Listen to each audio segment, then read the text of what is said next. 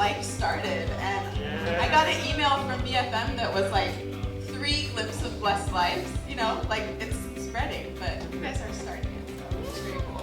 And it's great. This is a first. Like, even though I've talked a lot, like us being up here together doing workshop, so you're in for a treat.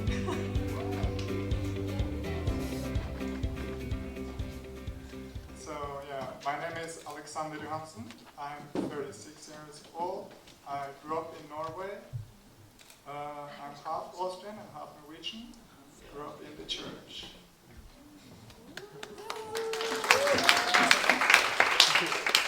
And I'm Yana Johnson. So we have the same names, but 2-letter differences. People think it's so funny, customs. I'm 38 years old and also second gen, grew up in the church. I'm American, both my parents are American. My dad's black, my mom's white. And my mom was a diplomat, so we lived a lot of different places and countries. You'll hear a little bit about that in my life. And our son Ruben, he's a COVID baby. So he likes his 6 feet of separation. He may warm up during this, but yeah, we're glad he's here, and it's fun to have babies around too, right? Like we're talking about blessed life. But yeah, I'm going to share a little bit more on my experience, kind of life of faith, taking ownership, and a lot of it is so connected with the blessing for me. So it's a little bit kind of like how I prepared for the blessing, but that was a huge part. And then Alexander's got more on his experience and also a little bit after life, getting blessed. But I think, I was trying to think, and I forgive me if some of these stories some of you have heard, because I know that I tell a lot of same stories, but I was thinking back to like key pivotal moments in my life and to like kind of what determined a lot of decisions that I make. And I think that's something that's helpful for all of us to reflect on, right? Like from when we were young, what are things that sort of oriented what's important to us and what motivates us? So one story for me that stood out is like when I was 9 years old. This was in Cameroon in West Africa. I went with my mom on a trip to help build a well in a remote village. And when we were there, they were saying that like before they had built that well, they had to walk nearly a mile to get clean water in like a river nearby.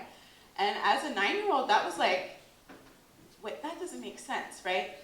How come I just have to walk to my fridge and this whole village had to walk miles? And there was something about that for me that was like, I don't want to live in a world like that. What's wrong with our world, you know? And that struck with me because it felt this determination to like, what can I do to make our world better for all of us, right? And later, fast forward to probably like 12, that was for me a key time in my life where I had a lot of like spiritual realizations and moments where things started to click and kind of got an answer to this question, like why is our world like that? And it's funny because I think my parents probably taught us a lot about that, like the principle, and they were saying things, explaining about true parents and God's heart, but it all went in one ear and out the other. And now that we have, like, our older sons are 11 and almost 10, I hear it from them all the time. Like, I'll ask them about, like, the blessing, and they're like, I don't know what that is. And I'm like, really? Mommy is only talking about it, like, all the time.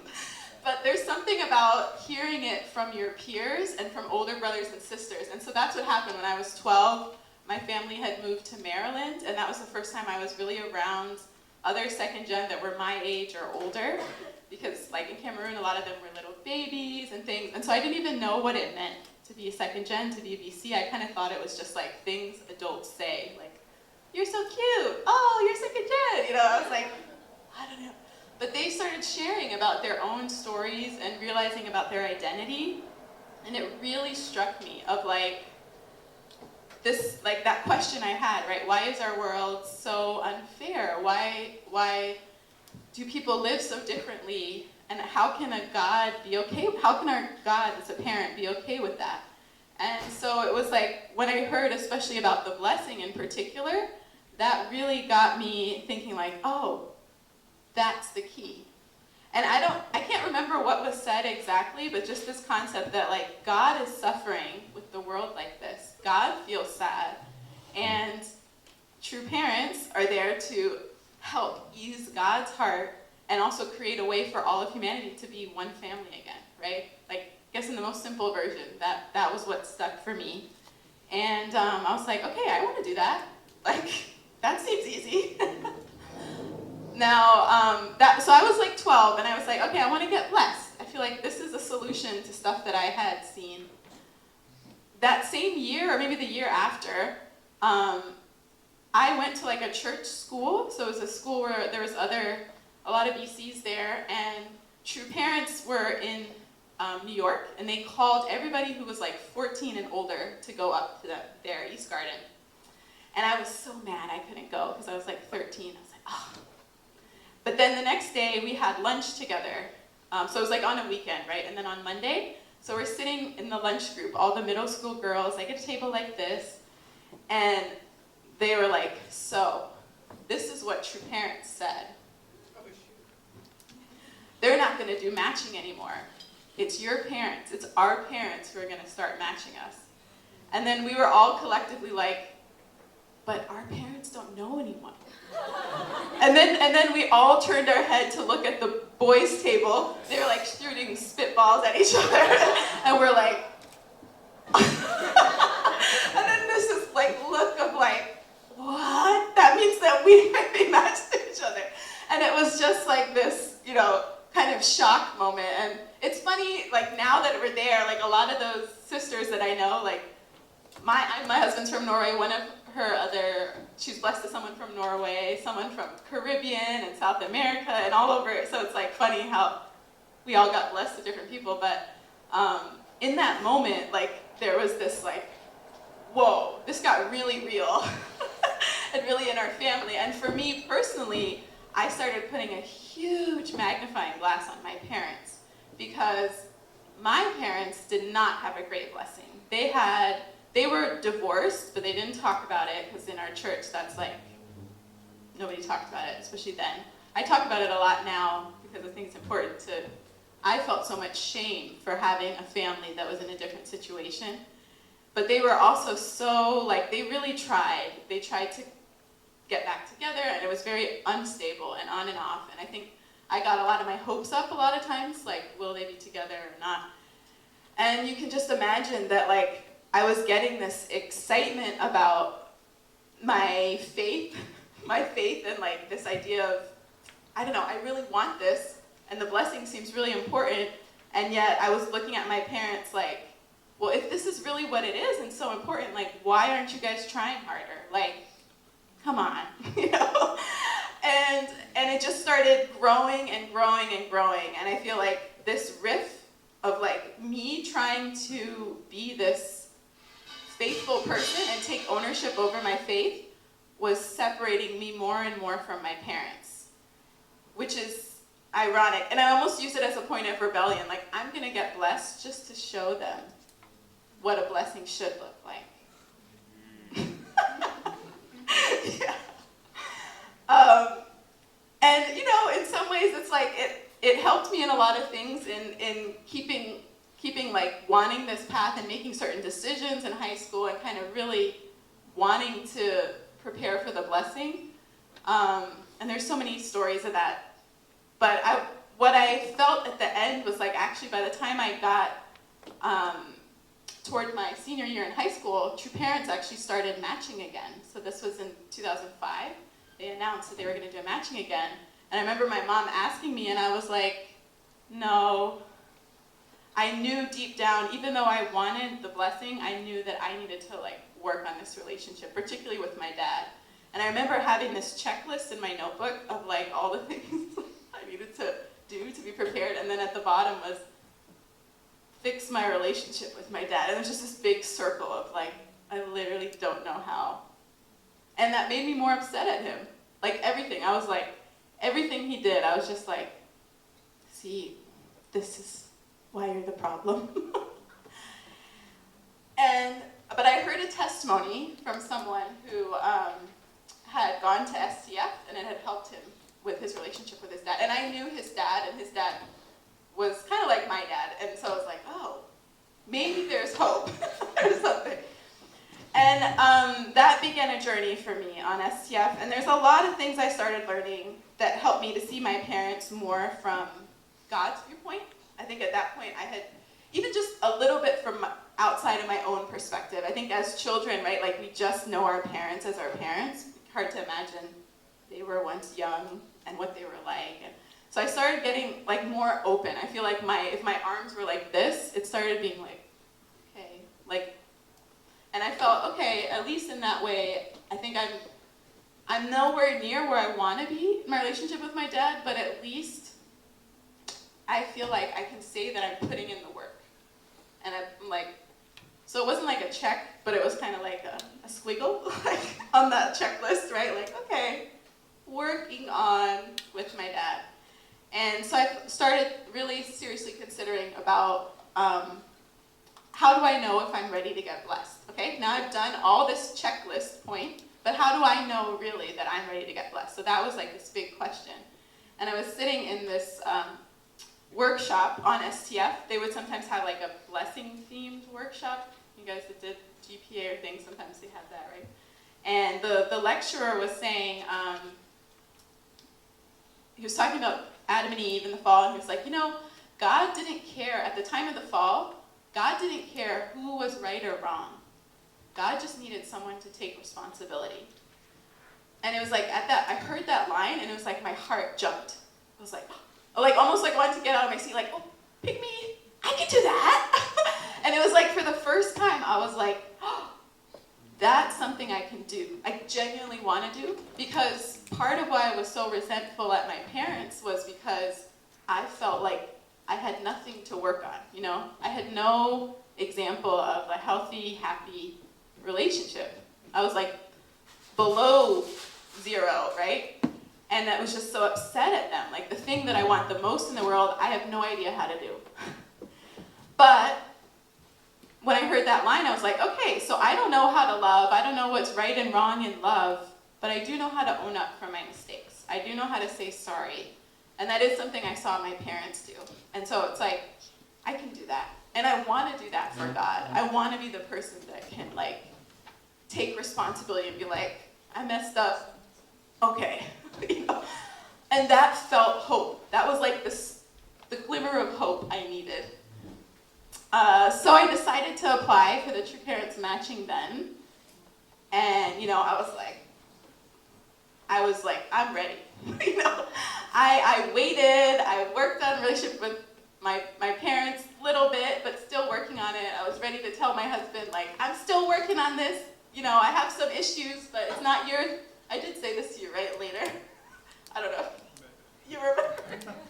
I was like, I have some issues. It's not you, but it's me. But there's going to be some funny reactions from me because I didn't grow up with, you know, the best examples. So I was like, okay, you know, that's all I can bring, right, to the blessing. The one thing I didn't prepare for is what happened. Anybody want to guess? I applied for True Parents Matching. Exactly. I did not get matched. So it was in Korea, and it was in the room, and, you know, it's like, if you've heard the stories, for True Father was like, you know, to a woman, or man, you, go. And then he would send them, and then True Mother was sitting over there, and I actually, the whole time I was watching True Mother, because her face was like a schoolgirl. She was like, the couples would come and bow in front, and then go, and she was just like laughing, and she was like, oh my God, which I get now. I do that at the blessing all the time. Like, oh my God. So that was what she looked, and I was just like, oh. And then I looked over, and then there was just 3 brothers, and there was like a circle of sisters, and I was like, oh, I might not get matched, you know? There's still 3, so maybe. But I was like, no, I don't think so. And then, so again, I hadn't prepared for that, and I just ran out, like, full on. I disappeared, which was a whole thing, because my mom and my brother were there, and they're like waiting, you know, all the couples coming out, and they're like, we didn't see you. Like, where are you? Like, I disappeared. But I went to the Chuncheon, the prayer hall in Cheonggyeong, and as I was running in, I don't think it's there anymore, but there was this painting of Jesus on the wall, Jesus' spirit coming off the cross. And I just sort of glanced at that through my tears. And then I went in and was praying, and I was so mad at God. I was like, come on. Come on. You know how hard I've been working at this. Like, what? He's not here.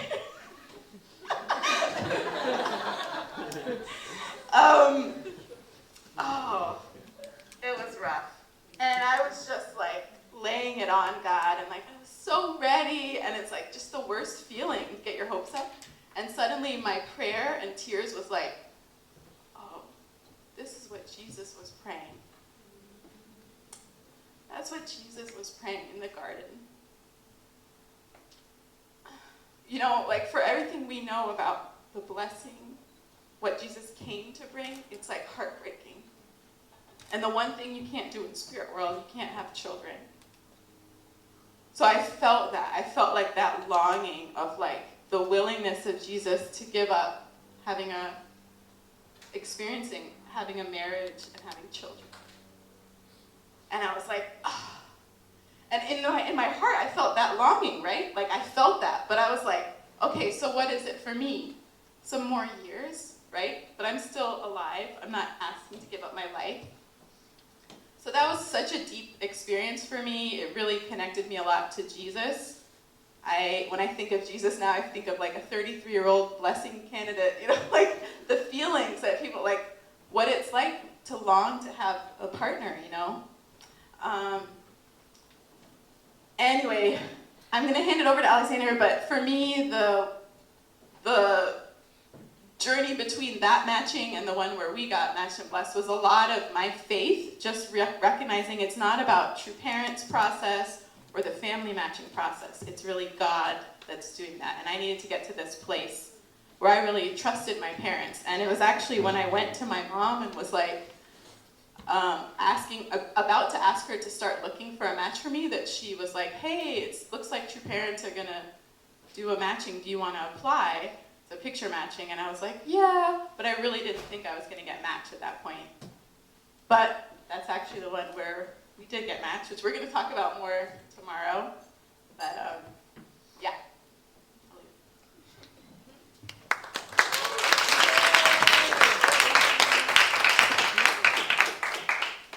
Yeah, so I grew up in Norway in a community,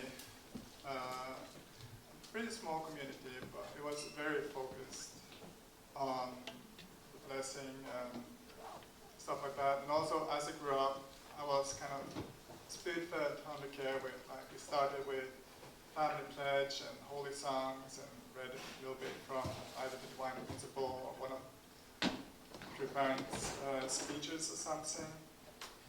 So it kind of, for me, was like, oh yeah, the blessing, it kind of became like a goal, not with any big like meaning, or it was like, oh yeah, that's something I have to do to kind of go on.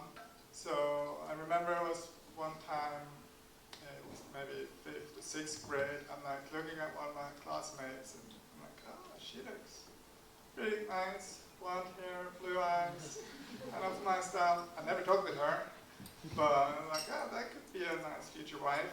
But yeah, as I grew older and started actually probably listening more to the 100K we were having today, I got a little bit more better aspect of what it really meant going to the blessing, and it wasn't just with anyone.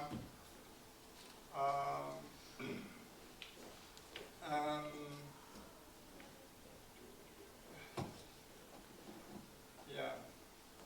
So, but it was still a goal in my mind, just it had much more value also for myself,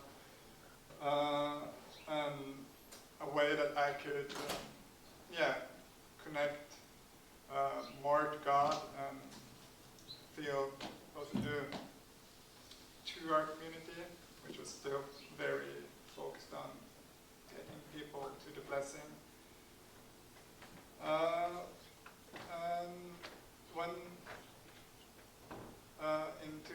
7, the blessing that Jana went to, at that time I started the process of getting stuff ready, but I was still missing a few things, and I'm like, I could cram it down and get it done in time, but it's too much of a hassle, so I think I'll just wait. I'm still young and have time, so I was like, I'd rather just skip it now.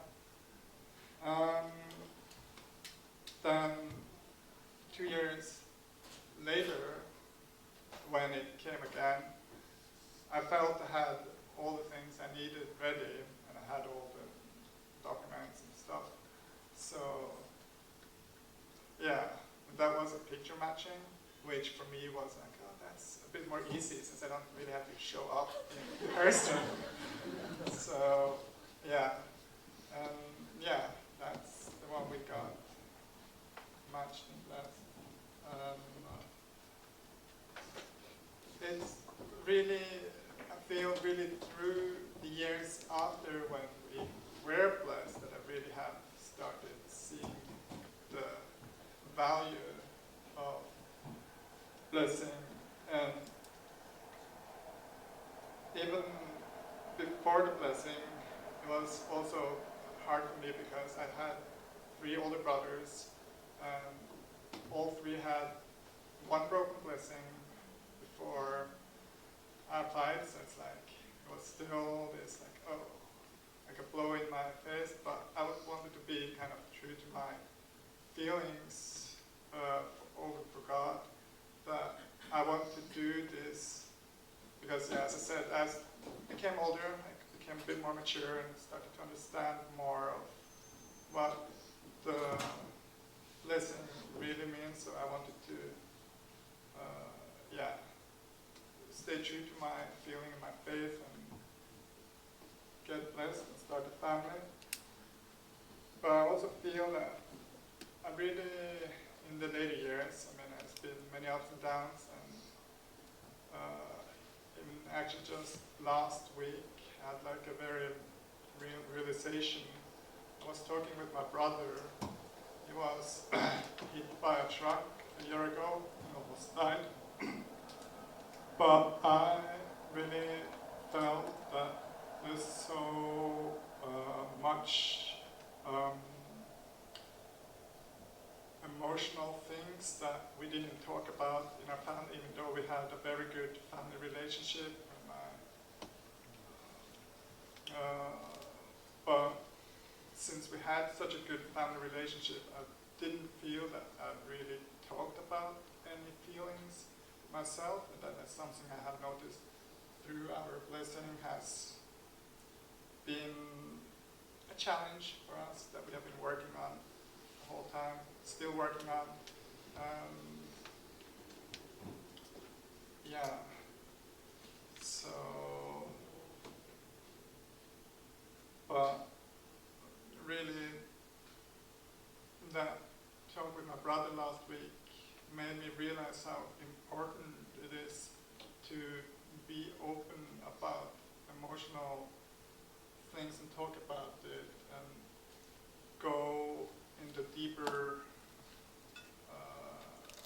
relationship in communicating, and for me especially with my family, yeah, just as well as with my wife and now my kids. I really feel that's a growing process that, yeah, won't stop. Even though how long you are being together, you still have a process of growth. So kind of like the theme of this first talk and session is really like ownership, you know? And like Alexander was saying, like ownership is really that commitment over and over. It's like an ongoing working on it, where the first blessing is something we continuously working on. And for me too, just like after getting blessed, before I was so focused on my parents and what I'm not gonna do and all those kind of things. And I thought that that was ownership. I thought I was taking ownership over my life of faith and what blessing is all about. But really, after being blessed, it was like I shifted that question to like, well, what do we want to create?